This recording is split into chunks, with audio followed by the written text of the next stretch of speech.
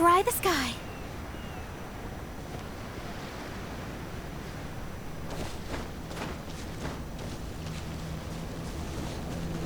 Let me scout. By royal decree.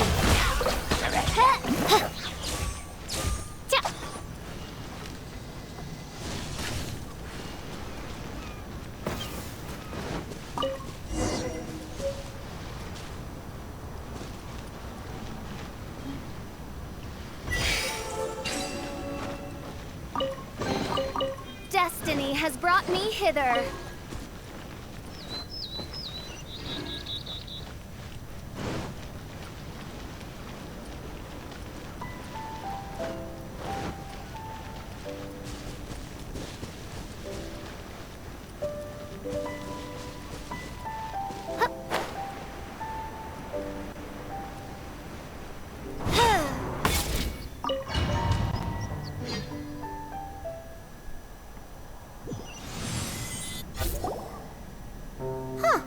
We've returned here once more.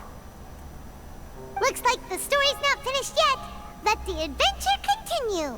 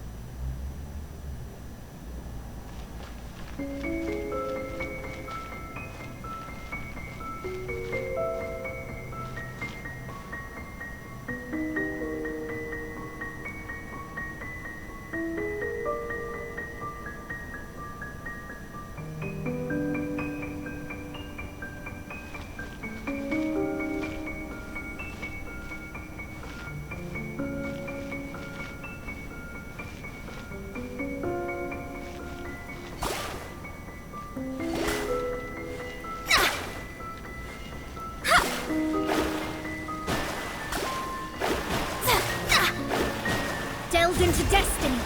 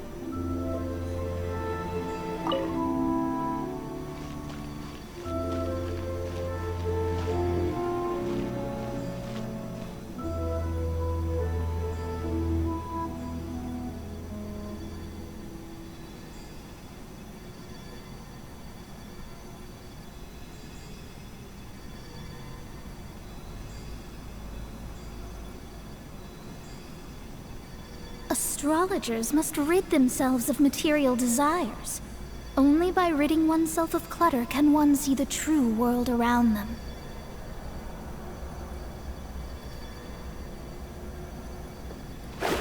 Shadows of fate!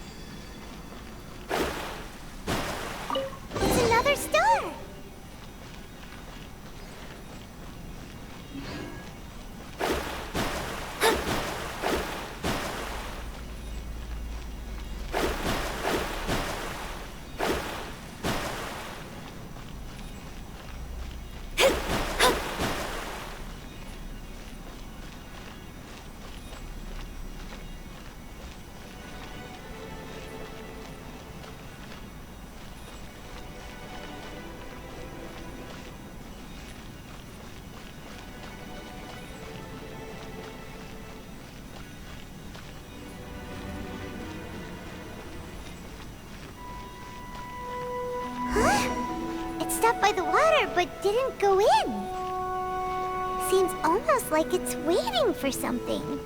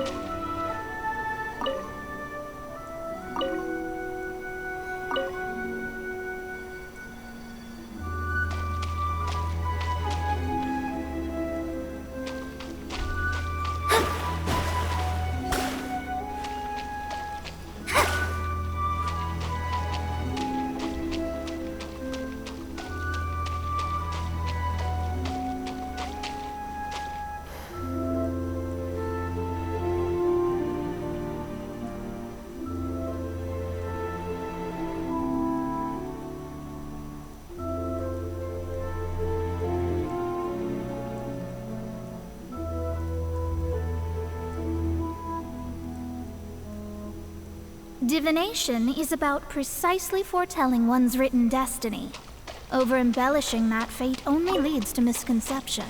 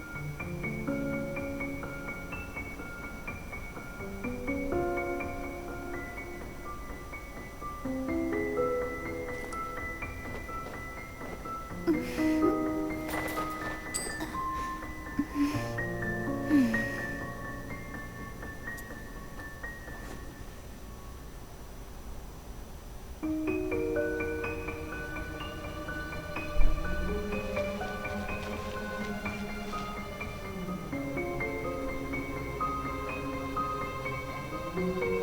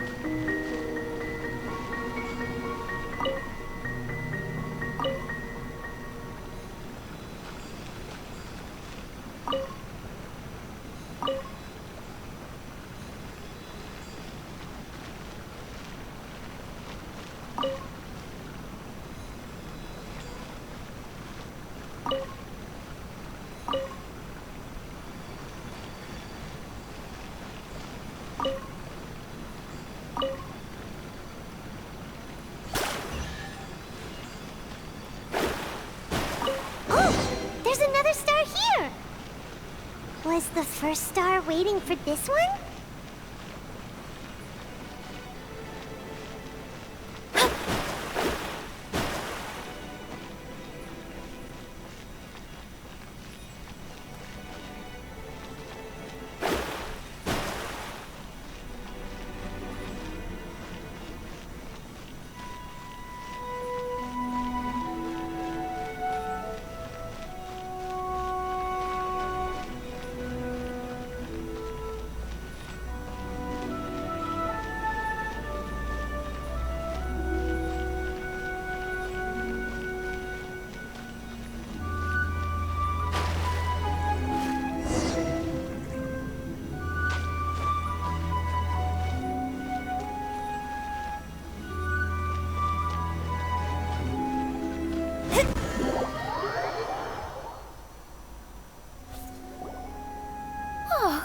Wait, how the...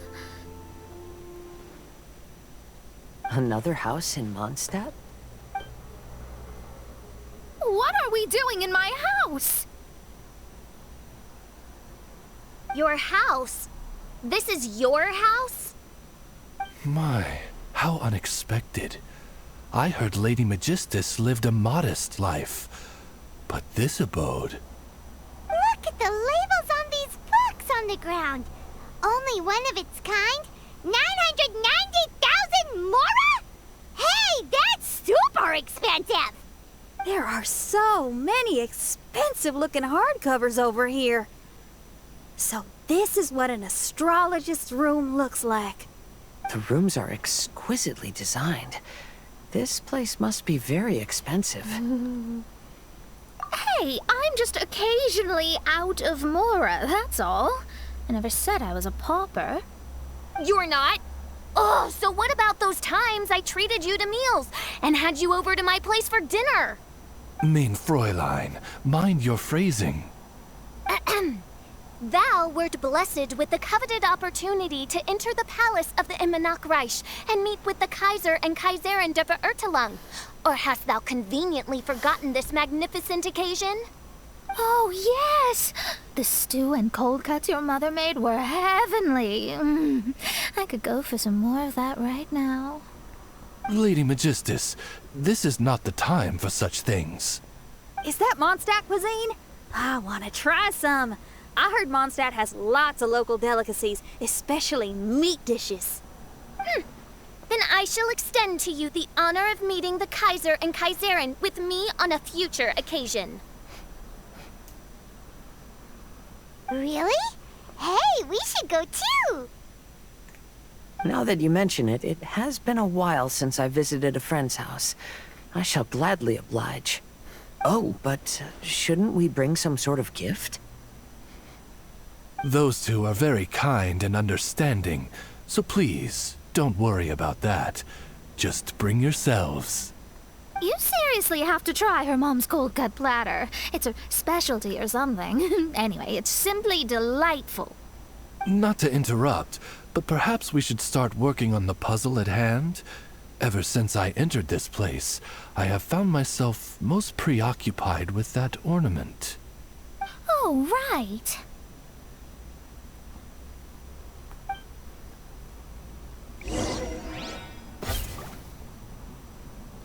Wow!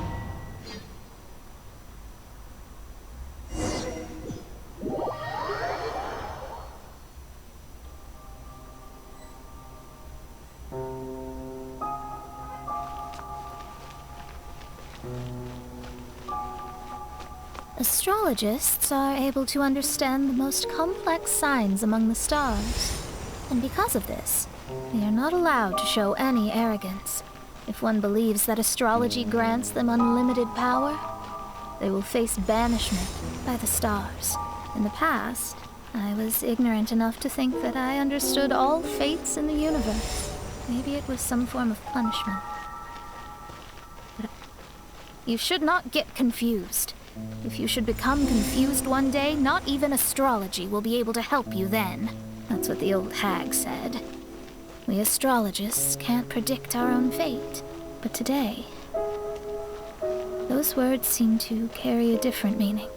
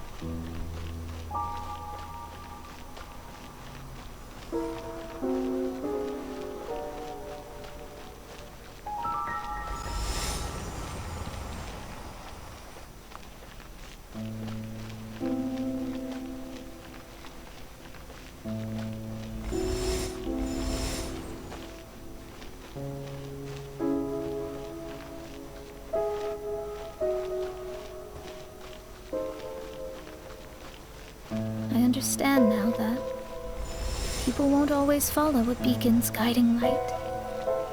Even though the way forward may be dark and dangerous, they will still resolutely forge ahead. Fate is called such precisely because it cannot be altered or reversed.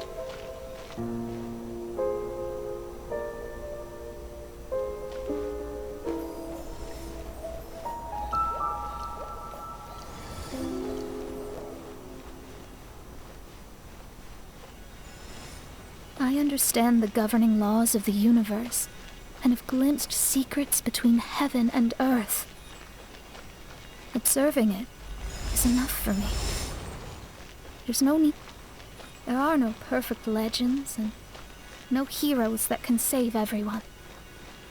Instead of dwelling on my helplessness, I seize my own destiny.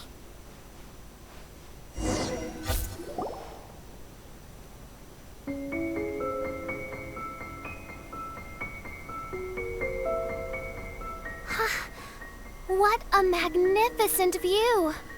Lady Magistus, I believe this is the firmest evidence yet of your immense genius. You truly are the greatest archmage in the history of the Immonokreich. Thank you. Although the Immonokreich really doesn't have that much of a history. Stars like diamonds and the moon like a pearl. This is the most brilliant night sky I've ever beheld. It's beautiful. To call up such a mirage, Mona must have a vast and boundless sea of stars in her heart.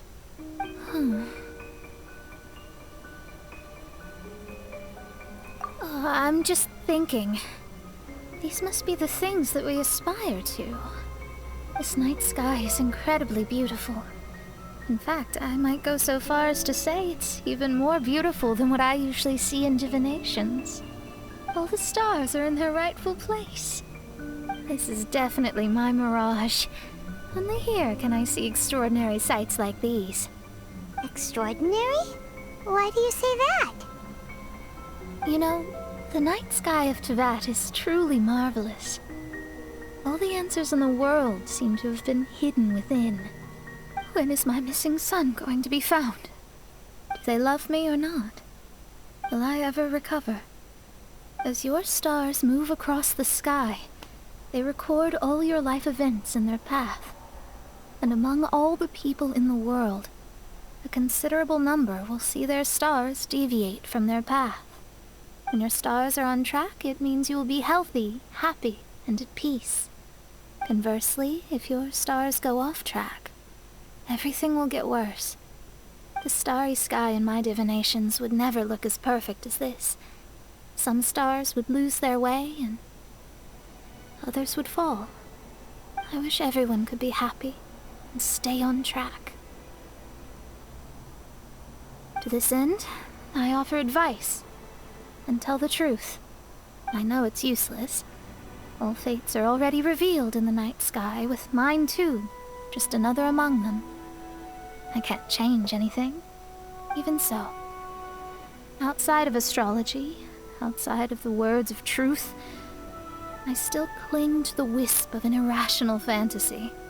We must all live within the confines of reality, but call me presumptuous, but I still believe in miracles. In this vast sea of stars, there are stars for you, for me, for everybody. What are the chances of one star encountering another? Are these encounters not the most wonderful miracles in all of destiny? I don't know. But within Tevat, the stars in the sky will always have a place for us. Even if astrology is resolutely rational, fate remains arbitrary, cruel, but romantic.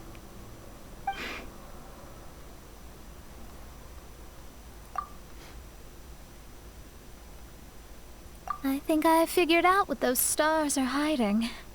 Now I will seize my own destiny.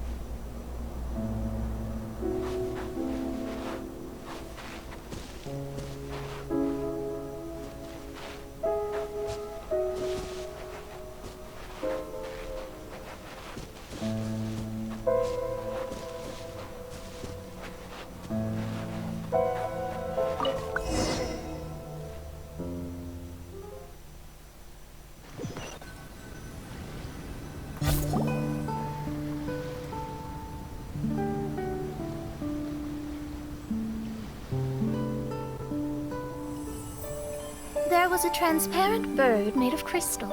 It was beautiful and fragile and could sing the most beautiful songs. But since mortals couldn't see it, they believed it to be a trick. How could a transparent bird possibly exist, let alone sing? When the bird heard that, it flapped its wings and flew across mountains and seas all the way to the night sky, where it turned into a star. Its brilliance was so dazzling that it illuminated everyone. It allowed all those that could see it to follow its light through the dark night, to sail through the seas under the guidance of the stars. It was born in wisdom, but trapped in ignorance. It has never voiced a complaint, for this is its destiny. Guiding people to see their destinies is the very meaning of its existence. We're back here again! So, are we completely out of the mirage? How strange. My mirage didn't contain any hints on the Tui or the machine.